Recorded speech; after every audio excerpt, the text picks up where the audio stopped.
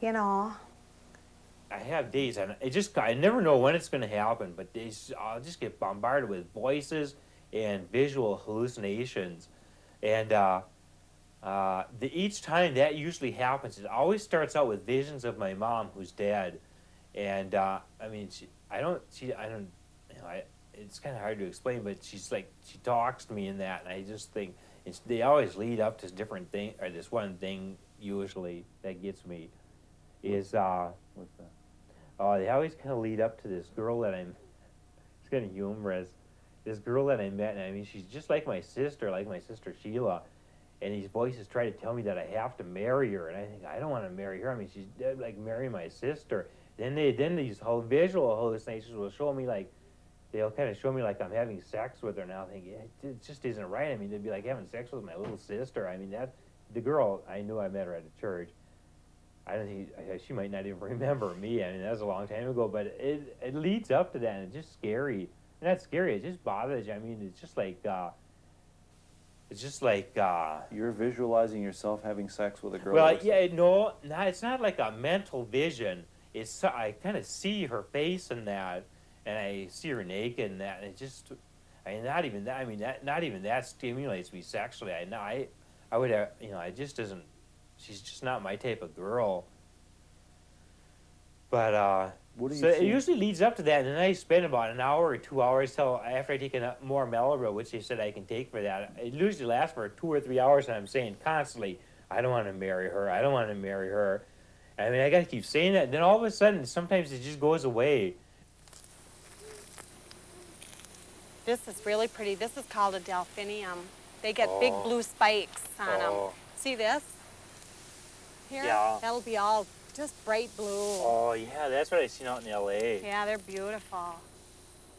When my mom died, he really latched on to me, and I had just gotten married, and Steve was coming over all the time, and it was just getting on my nerves so bad, but yet I wanted to love him, and it's real hard for me to, I didn't want to be cruel and tell him to get lost or anything, like that. So when we moved up here, I didn't see him as much, but I still kept in contact with him. And, he went in the hospital, and I'd go and see him when he was in the Minneapolis VA and in the veterans home. I'd go and visit him. Mm-hmm. But it's been a real heartbreaking thing, because knowing Steve from before he was sick, he was my best friend and my big brother who I really always looked up to, and he kind of protected me, To go from your protector to sort of your child,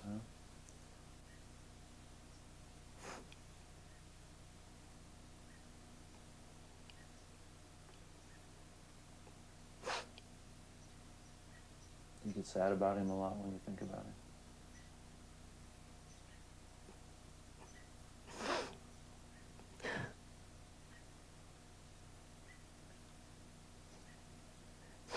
It was such a hard thing to understand how somebody could change so quickly, and from being, so normal and so much fun to be so sick, and when it's somebody you love so much, it really is hard. Mm-hmm.